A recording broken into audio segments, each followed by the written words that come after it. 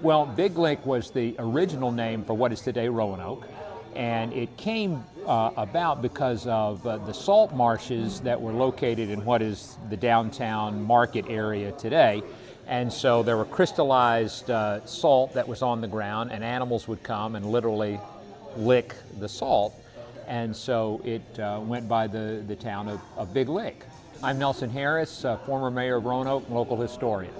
So in 1882, a group of Philadelphia bankers purchased the bankrupt Atlantic, Mississippi, and Ohio Railroad, and after a long search, they decided that the best place geographically to locate the railroad was in what is today Roanoke. Frederick Kimball was the president, but he said he was not going to headquarter his railroad in a place called Big Lick. So he told the town fathers that they needed to come up with a new name. Originally, the town voted to call themselves Kimball. Kimball actually rejected that idea, and he said, you're in Roanoke County and you're along the Roanoke River, and so we're going to call it Roanoke. There are a few companies that are still in Roanoke that predate 1882. For example, Oakey's Funeral Service was here when it was Big Lick. Charles Lunsford Insurance Company was here when it was Big Lick. Kimball Avenue, by the way, is named for Frederick Kimball, so even though he passed on naming the town/city after himself, the town fathers did at least name a street after Frederick Kimball.